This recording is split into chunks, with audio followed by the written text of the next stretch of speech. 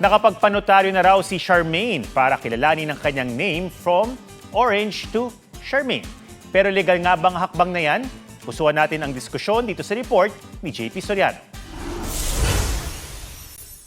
Naiinis naman ako, kasi parang hindi naman ako pinag-isipan. Ay, ang gusto ko sana ang pangalan ay Charmaine. Dahil kay Charmaine AST Orange, naging usap-usapan tuloy ngayon sa Tunay na Buhay, pwede bang palitan ang inyong pangalan? So, ano yung pinagpapantasyahan mong name, dream name?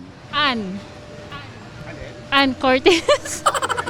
Batay sa Republic Act 10172 na naamyenda sa naunang batas na RA 9048, pwedeng magpapalit ng first name kahit di na kumuha ng court order. Ipanotaryo natin yan. Pero hindi ka dediretso sa notaryo ha, kundi sa civil registrar ng lugar kung saan ka pinanganak.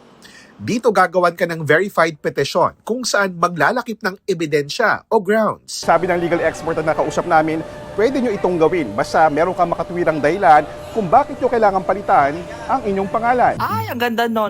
Ang grounds sa pagpapalit ng first name o nickname ayon sa RA 9048 ay kung may kailangang itama gaya ng maling spelling o kung medyo nakakahiya itong pakinggan. Ang term ng batas is ridiculous. Halimbawa, or tainted with dishonor. Diba? Siyempre, mapapahiya ka, embarrassing. That is a ground to change your first name. Halimbawa, itong first name mo ay mahirap, extremely difficult to pronounce or spell. May point ka dyan. Dapat kasi ginagawa nila ng paraan niya mga yan.